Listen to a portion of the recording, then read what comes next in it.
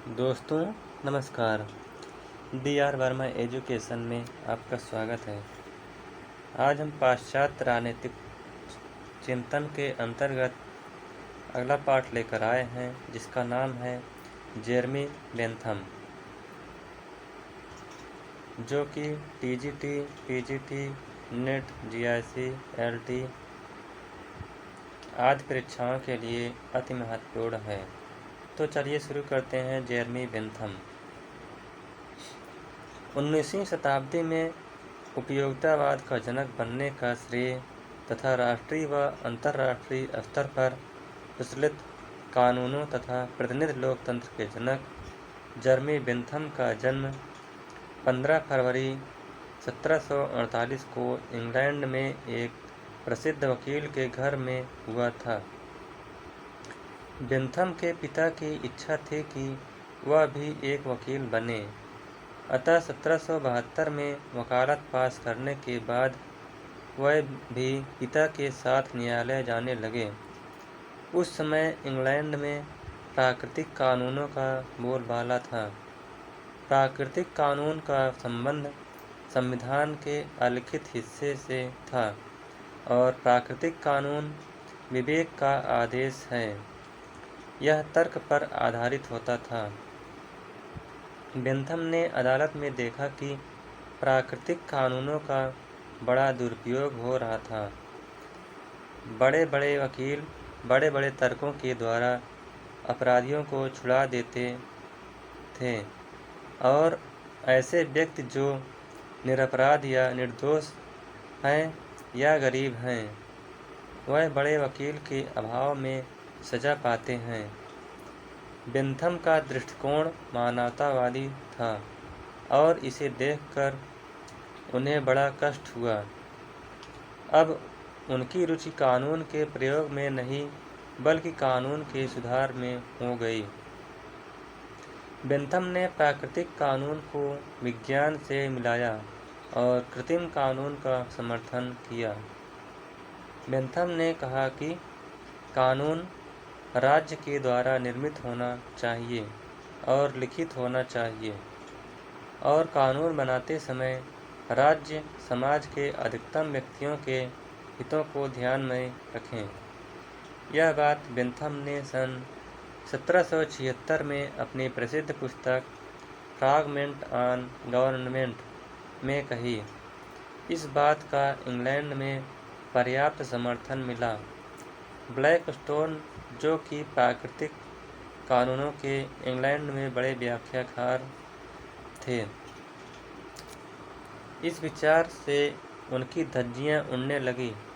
1776 में ही अमेरिकी क्रांति हुई और इसी सन में एडम स्मिथ ने अपनी प्रसिद्ध पुस्तक द वेल्थ ऑफ नेशन लिखा और इसमें लेसेस फेयर या हस्तक्षेप के सिद्धांत का प्रतिपादन किया, जिसका अर्थ है आर्थिक क्षेत्र में राज्य कोई हस्तक्षेप न करे और सभी को बाजार में मुक्त प्रतिस्पर्धा करने के लिए खुला छोड़ दे। बेंथम भी हस्तक्षेप की नीति से प्रभावित हुए और इसका समर्थन किया। धीरे धीरे बेंथम के अनुयायियों की संख्या बढ़ने लगी और उनकी विचारधारा को बल मिलने लगा। बेंथम मानवतावादी थे, वह उपनिवेशवाद के विरोधी थे, अतः उनकी विचारधारा से प्रभावित होकर लॉर्ड विलियम बेंटिक ने भारत में कई सुधार कार्य किया। बेंथम ने राष्ट्रीय व अंतर्राष्ट्रीय कानूनों पर कई किताबें भी लिखा। यहाँ तक कि किसी पुस्तक को लिखते समय यदि कोई दूसरा विचार उत्पन्न हो जाता है तो वह उस पुस्तक को छोड़कर अन्य पुस्तक लिखने लग जाता है। उसकी कई पांडुलिपियाँ अधूरी हैं, जैसा कि विल्सन ने उसके बारे में लिखा है कि यदि आप अपनी बुद्धि का 1/20 भाग किसी एक कार्य में लगाते तो दुनिया के महान व्यक्ति होते, लेकिन आप तो एक योजना छोड़कर दूसरी योजना बनाते रहते हैं। डायसी ने बेंथम को विधि का प्रथम महानतम प्रतिपादक कहा है। डायसी के अनुसार, आज तक मैंने इतिहास में किसी ऐसे कानून को नहीं पढ़ा जिस पर बेंथम का प्रभाव न रहा हो। बेंथम ने फ्रांस के जेल में कैदियों के सुधार के लिए एक आदर्श जेल योजना प्रस्तुत किया। फ्रांस की राष्ट्रीय असेंबली में उसके इस कार्य से प्रभावित होकर बेंथम को फ्रांसीसी नागरिक की उपाधि दिया। बेंथम ने अपने प्रसिद्ध राजनीतिक ग्रंथ an introduction to the principle of moral and legislation में उपयोगिता की वैज्ञानिक व्याख्या किया और 19वीं शताब्दी में उपयोगितावाद का जनक बनने का श्रेय प्राप्त किया। यद्यपि उपयोगितावाद की विचारधारा प्राचीन काल से ही किसी न किसी रूप में प्रचलित रही। प्राचीन काल में एपिक्यूरियन दर्शन में उपयोगितावाद का विचार मिलता है। भारत में चार्वाक दर्शन उपयोगितावाद पर ही आधारित है। आधुनिक काल में डेविड ह्यूम ने सर्वप्रथम उपयोगितावाद का प्रतिपादन किया। बेंथम ने डेविड ह्यूम की पुस्तक ट्रीटाइज इन ह्यूमन नेचर और प्रिस्टले की पुस्तक एसे ऑन गवर्नमेंट का अध्ययन किया और वह इससे काफ़ी प्रभावित हुए। अधिकतम संख्या का अधिकतम सुख नामक वाक्य का प्रयोग सर्वप्रथम प्रिस्टले ने अपनी पुस्तक में किया और बेंथम इससे प्रभावित होकर अधिकतम व्यक्तियों के अधिकतम सुख के सिद्धांत का प्रतिपादन किया। यद्यपि उपयोगितावाद शब्द का सर्वप्रथम प्रयोग जे.एस. मिल ने किया। मिल की एक पुस्तक का नाम ही उपयोगितावाद है। मिल ने उपयोगितावाद में नैतिकता का समावेश किया। माल्थस और रिकार्डो ने उपयोगितावाद को आर्थिक क्षेत्र में लागू किया, जबकि जॉन ऑस्टिन ने उपयोगितावाद को कानूनी क्षेत्र में लागू किया। बेंथम की मृत्यु 1832 में लंदन में हुई। उपयोगितावाद का शाब्दिक अर्थ है, हमें वही कार्य करना चाहिए जो हमारे लिए उपयोगी है और जो अनुपयोगी है वह कार्य नहीं करना चाहिए। उपयोगितावाद को सुख दुख का सिद्धांत भी कहा जाता है। उपयोगितावाद अधिकतम व्यक्तियों के अधिकतम सुख के सिद्धांत पर आधारित है। बेंथम का उपयोगितावाद मात्रात्मक है।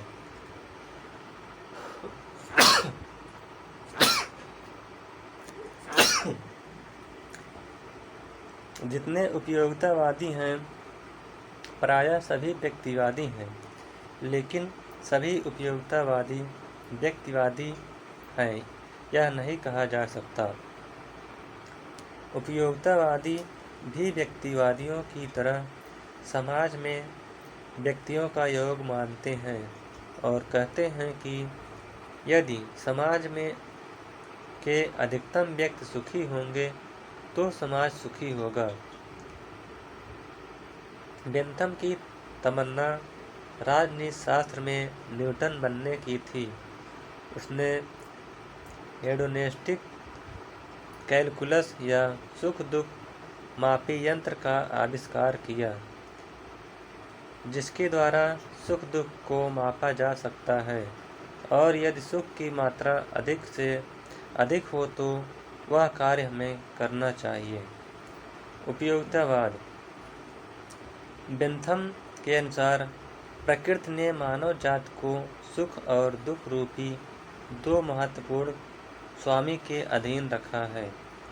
बेंथम कहता है कि किसी वस्तु का सद या असद होना इस बात पर निर्भर करता है कि उसके परिणाम अच्छे हैं या बुरे, और किसी वस्तु की अच्छाई या बुराई इस बात पर निर्भर करती है कि वह सुख देने वाला है या दुख देने वाला। बेंथम कहते हैं कि सुख जीवन का साध्य है और शेष सभी वस्तुएं, चाहे वह भौतिक हों या नैतिक, साधन मात्र हैं। बेंथम कहते हैं कि हमें सुखों के स्रोत पर ध्यान नहीं देना चाहिए, बल्कि हमें इस बात पर ध्यान देना चाहिए कि किस वस्तु से कितना सुख मिल रहा है। बेंथम ने लिखा है कि यदि सुखों की मात्रा समान है तो पुष्पिन का खेल और काव्य के पाठ में कोई अंतर नहीं है। अतः स्पष्ट है कि बेंथम ने उपयोगितावाद को मात्रात्मक आधार पर समझाने का प्रयास किया, गुणात्मक आधार पर नहीं। बेंथम के उपयोगितावाद के प्रमुख सिद्धांत: नंबर 1, प्राकृतिक अधिकारों का खंडन और कानूनी अधिकारों का मंडन। बेंथम को प्राकृतिक शब्द से चिढ़ थी, क्योंकि जो कुछ प्राकृतिक है उसका कोई निश्चित स्रोत नहीं है और उसके निर्माता का पता नहीं है। अतः बेंथम ने प्राकृतिक अधिकारों को नकारते हुए इसे प्रमादपूर्ण भ्रम बताया। बेंथम ने प्राकृतिक अधिकारों को कोरा बकवास भी कहा। उन्होंने कहा कि प्राकृतिक अधिकार अधिकतम व्यक्तियों के अधिकतम सुखों के अनुकूल नहीं है। बेंथम ने फ्रांसीसी क्रांति और अमेरिकी क्रांति की आलोचना किया, क्योंकि ये क्रांतियाँ प्राकृतिक अधिकारों के सिद्धांत पर आधारित थीं। बेंथम ने प्राकृतिक अधिकारों के सिद्धांत को नकारते हुए कानूनी अधिकार के सिद्धांत का समर्थन किया। बेंथम ने कहा कि अधिकार राज्य कानून बनाकर देता है। नंबर 2, स्वतंत्रता का खंडन और सुरक्षा का समर्थन। जहां उदारवादियों ने मुख्य रूप से स्वतंत्रता पर बल दिया, वहीं बेंथम ने इसका विरोध करते हुए सुरक्षा पर अधिक बल दिया।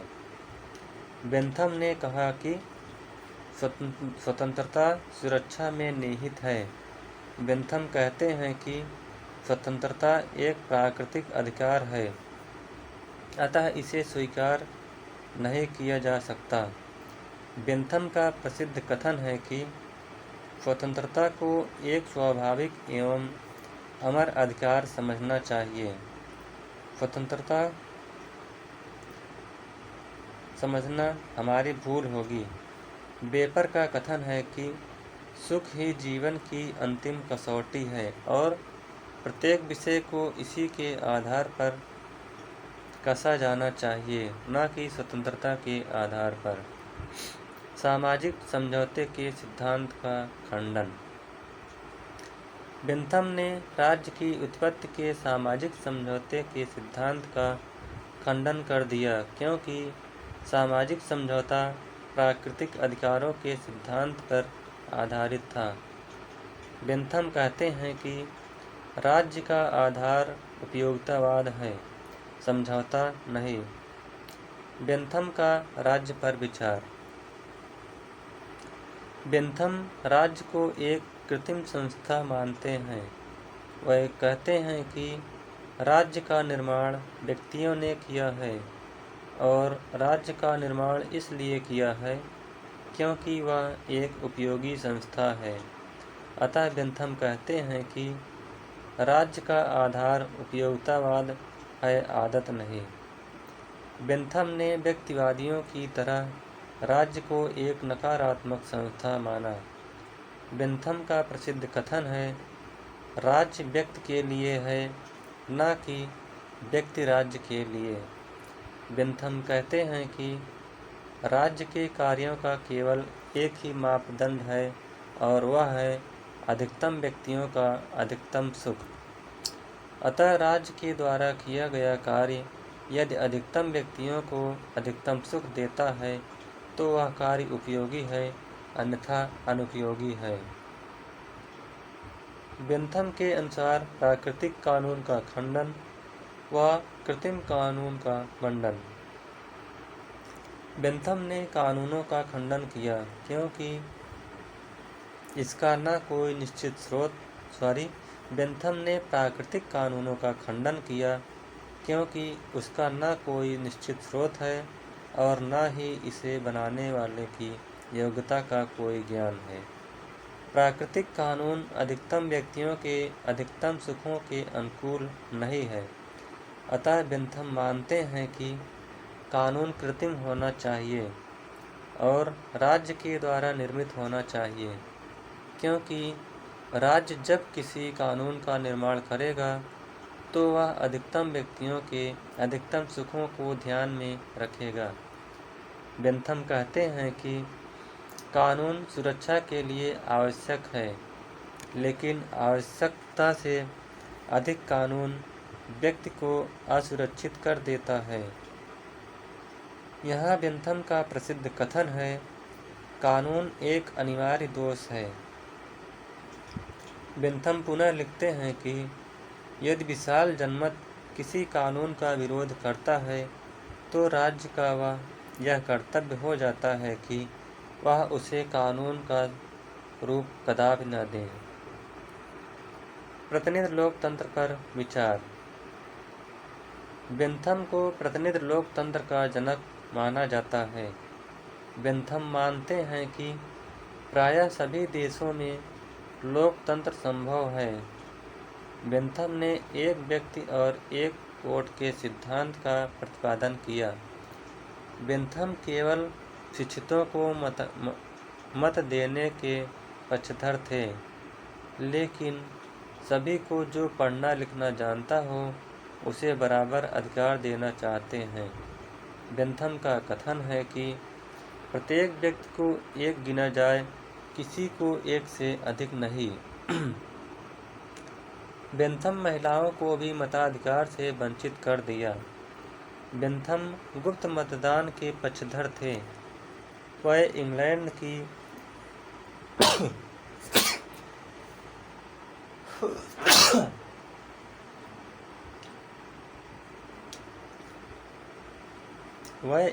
की संसद का कार्यकाल 1 वर्ष रखने के पक्षधर थे।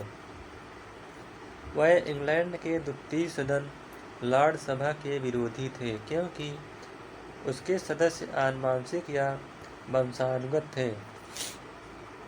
ध्यान रहे कि बेंथम के समय में इंग्लैंड में व्यक्तिवादी लोकतंत्र का बोलबाला था, अतः पूंजीवादी व्यवस्था विद्यमान थी।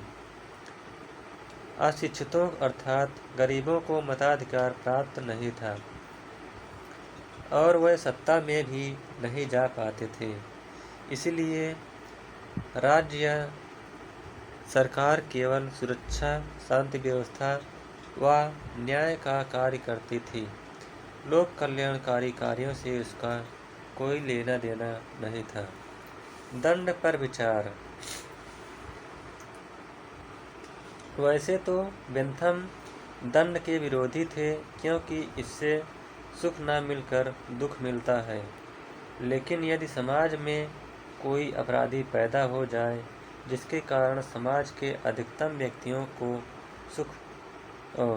दुख मिले, तो ऐसे अपराधी को दंड देना अनिवार्य है। बेंथम मानते हैं कि दंड का उद्देश्य बदले की भावना नहीं है, बल्कि अपराधी के चरित्र में सुधार है। इसलिए बेंथम अधिक जोर सुधारात्मक दंड के सिद्धांत पर देते हैं और वह कहते हैं कि जिस मात्रा में अपराधी अपराध करता है उसी मात्रा में उसे दंड देना चाहिए। न्यायालय में न्याय की देवी आँख में पट्टी बांधकर और हाथ में तराजू लेकर खड़ी है। यह बेंथम की देन है। बेंथम के समय इंग्लैंड की न्याय व्यवस्था प्राकृतिक कानूनों से संचालित होती थी और वहाँ प्राकृतिक न्याय का बोलबाला था। बेंथम इंग्लैंड की न्याय व्यवस्था के बड़े विरोधी थे। उन्होंने जजेज एंड कंपनी शब्द का प्रयोग किया। उन्होंने कहा कि इंग्लैंड के न्यायाधीश अपने लाभ के लिए न्याय व्यवस्था का प्रयोग करते हैं। तो इस प्रकार से बेंथम का ये चैप्टर समाप्त होता हुआ। अगर यह वीडियो आपको अच्छा लगे तो वीडियो को लाइक, शेयर और चैनल को सब्सक्राइब करिएगा। Thank you.